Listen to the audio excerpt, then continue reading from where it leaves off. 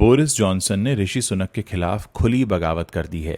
Boris Johnson किसी दूसरे उम्मीदवार का समर्थन कर सकते हैं, लेकिन वो ऋषि को सपोर्ट करने के मूड में नहीं हैं।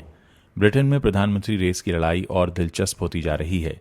भारतीय मूल के ऋषि सुनक 2 राउंड के बाद एक अच्छी बढ़त बनाए हुए हैं, लेकिन उनकी राह में चुनौतियां भी हैं।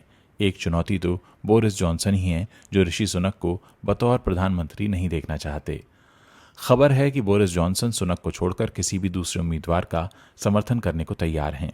उनकी तरफ से दूसरे उम्मीदवारों से कहा जा रहा है कि किसी भी कीमत पर सुनक का समर्थन ना करें।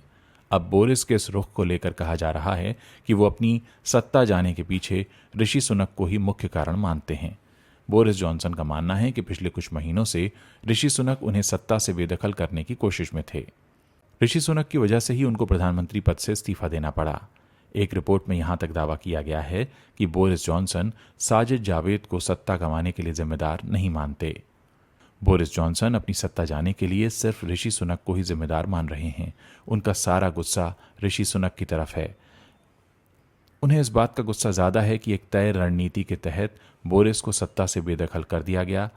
बड़ी बात यह है कि बोरिस जॉनसन ऋषि सुनक का तो विरोध कर रहे हैं, लेकिन विदेश सचिव लिज ट्रस को पीएम बनाने पर काफी जोर दे रहे हैं। ऋषि को लेकर उनका विरोध इतना ज्यादा है कि वो इस समय जूनियर ट्रेड मिनिस्टर पेनी मॉर्डॉन्ट का समर्थन करने को भी तैयार दिख रहे हैं। इस बारे में जब जॉनसन के एक साथी से बात की गई तो उन्होंने ये बात तो स्वीकार की कि केयर टेकर पीएम ऋषि को लेकर ज्यादा उत्साहित नहीं हैं। वो मानते हैं कि उनके साथ धोखा हुआ है, लेकिन ऐसा नहीं है कि वो ऋषि के अलावा किसी को भी पीएम बनते हुए देख सकते हैं।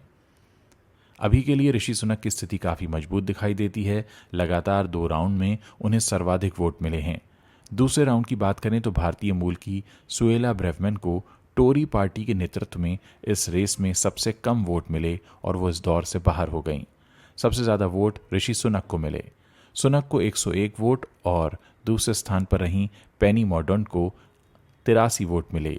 लिज ट्रस को 64, केमी बेडेनॉच को 49 वोट और टॉम तुंगेदंत को 32 वोट मिले। लेकिन अभी ये रेस यहीं पर समाप्त नहीं होने वाली। वोटिंग का ये दौर ऐसे ही जारी रहने वाला है। अगले 5 दिनों में 3 बार वोटिंग होगी। हर बार सबसे कम वोट पाने वाले उम्मीदवार बाहर होते चले जाएंगे। कहा जा रहा है कि 21 जुलाई तक इस प्रक्रिया को पूरा किया जा सकता है। जब इस प्रक्रिया में सिर्फ 2 उम्मीदवार रह जाएंगे, तब पीएम बनने की रेस और भी ज्यादा दिलचस्प बन जाएगी। असल में इस समय ब्रिटेन में टोरी पार्टी की सरकार है। जब इस रेस में सिर्फ 2 उम्मीदवार रह जाएंगे तो वो पूरे देश में जाकर कंजर्वेटिव पार्टी के सदस्यों से वोट मांगेंगे। दोनों उम्मीदवारों में जो भी पार्टी का नेता बनेगा वही देश का अगला पीएम होगा और वो बोरिस जॉनसन की जगह लेगा। बहरहाल इस पूरे चुनाव में भारतवंशियों के बीच काफी जोश देखा जा रहा है।